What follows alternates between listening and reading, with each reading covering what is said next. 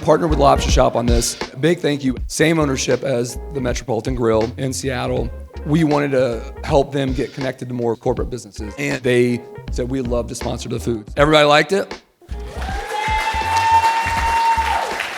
And the real reason why we're here, I'm not running for mayor, but these 6 folks are. And if you haven't had a chance to meet them all, we have Jesse Carlos, Steve Haverly, Tony Ginn, Whitney Stevens, Anders Ibsen, and John Hines. We wanted to ask them some questions, and we focus on the business community here because that's kind of where we run. So first, we asked them, tell us why you want to be mayor. Second, how do you plan on working with the business community? And then followed up about business in Tacoma in general. What I didn't tell them was that after we watch this, I have 2 follow-up questions that we're going to ask live, and they all get 60 seconds to answer. What's one concrete action you'll take in your first 100 days to make City Hall more responsive to business owners? Once I get access to the budget, that's exactly where I'm going to spend a majority of my time, is fine-tooth combing exactly where money is being spent and then building up economic development. Setting up a responsive listening system. One of the things that I think is incredibly difficult about city government is that City Hall is not always friendly to those who don't know how to navigate the system, and also those who don't have flexible schedules. You probably can't come to our city meeting if it's at noon on a Tuesday because you're at work. So how do we change that? We come out to you, and we come out in hours that work for you as a business community. My first 100 days would be spent listening to the people who work for this city, who have trained their whole lives to do what they do for this city. We have ridiculously talented people in this city that work for this city and that want to be here working for this city. So the council and the mayor need to utilize those specialties that each of those people bring. For me, I'm not waiting until 2026. My 100 days begins the day after Election Day if I win. We just simply do not have the luxury of time. So what my first 100 days in early November consist of is mostly going to be 2 things. It's going to be setting up a transition team and making sure that I'm consulting with leaders like yourselves in the small business community, neighbor groups, labor, faith community, everywhere else, members of the council, obviously, and making sure that we have your perspective and also your ideas for who would be a great fit for some of these key roles. I mean, first and foremost, I think I'll be working with the city manager to try to bring our city employees back at least 3 days a week. That's going to require a lot of work, right? Because one, we have to figure out kind of parking, because we currently make our employees pay for parking, and we'd like to address that. Another part has been brought up is childcare is a real important issue. As people have kind of moved and worked from home, they've created a lot of opportunities for them to kind of build their schedules. So we're going to have to work with our employees, but I do think we need to have employees back in our office more regularly, because I think we are a core part of the downtown. Our employees are a core part of how we build the thriving downtown, and without them, it's going to be a real uphill battle. And I don't feel comfortable telling you all to bring your employees back if our employees aren't also back in the office. So the first 100 days, let's look at economic development.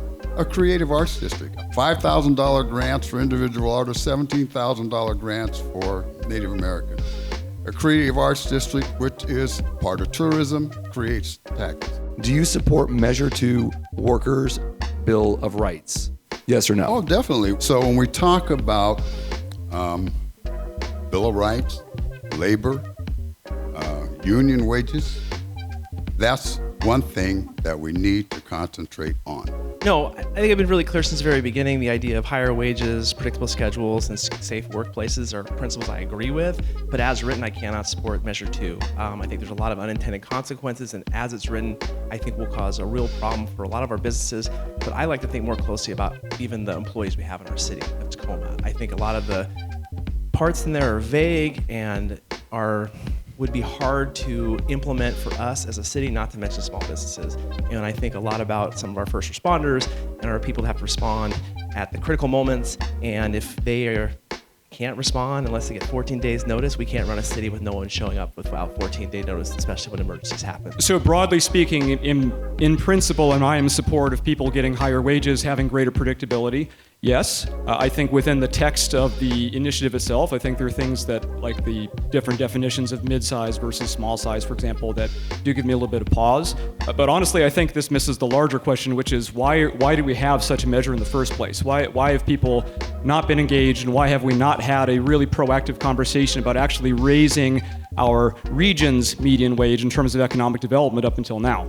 We have such a history of fits and starts and 3 steps forward to 1.5 steps back in our region, primarily because of the weakness of our private wage base, and having an actual plan of attack for getting a real living wage plan for getting high wage utilization of our workforce, making sure there's a path to the skilled trades, making sure that we're not constantly having to react and that we can be more proactive. I don't like it in its current form. I think there's abuses on both sides. That's why we are where we are, is because there have been abusive owners. There's been abusive employees who take advantage of situations, and I think it goes both ways. When I ran for mayor, not against Victoria Wooders last time, I was all about unifying Tacoma.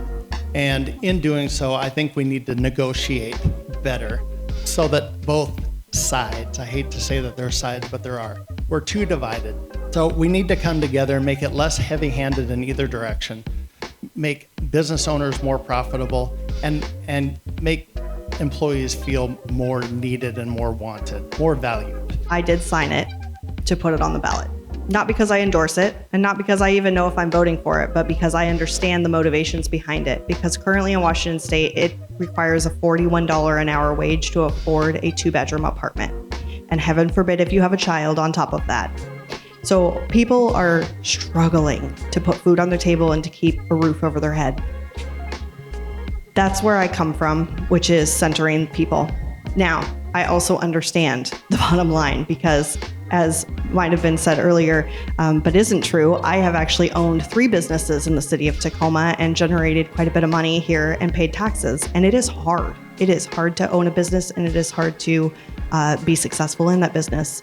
What I can guarantee to you as mayor is that I will always be honest, open, transparent, and listening to you.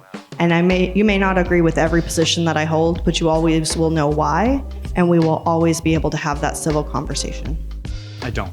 I think this is a situation in which, the community within Tacoma is fighting over a pie when we should be building a bigger table.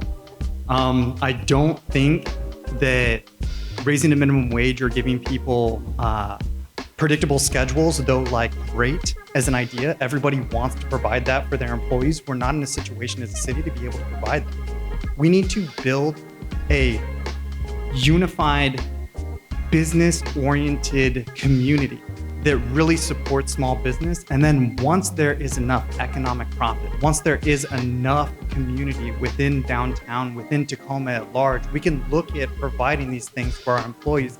But as of now, they don't have the jobs to support it. And we're really putting the cart before the horse. All right, guys, thank you so much. Let's give them a round of applause. Yes.